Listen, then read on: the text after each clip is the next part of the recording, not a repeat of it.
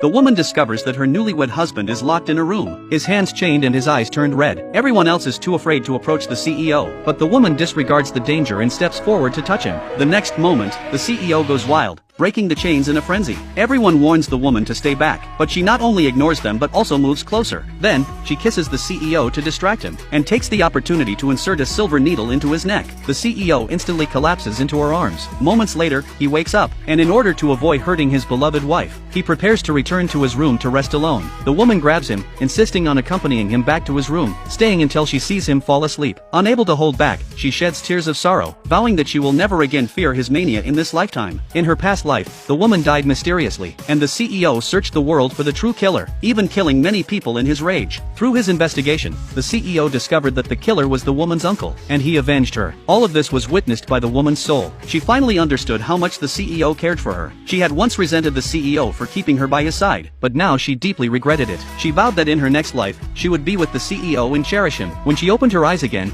she found herself reborn on the day before her wedding. At that time, the CEO sent the butler to deliver the wedding gifts to the woman's house, which included a credit card with an unlimited limit, and 2 luxurious villas worth $10 billion.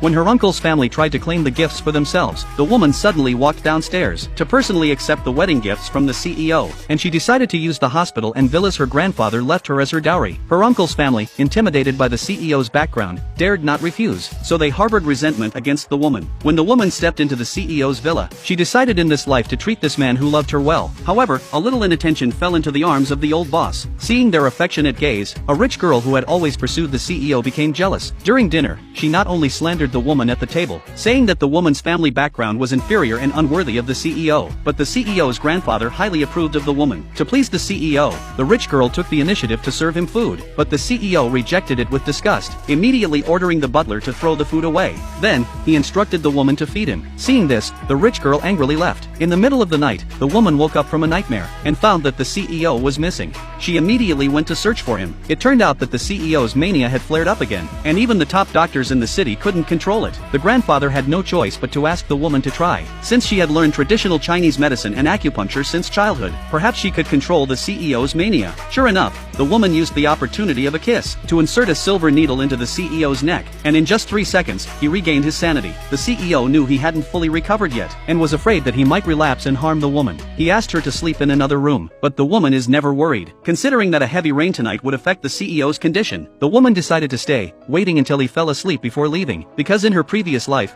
she had failed to cherish the CEO's love for her. In this life, she planned to make it right. Suddenly, a tear fell onto the CEO's hand, waking him from his sleep.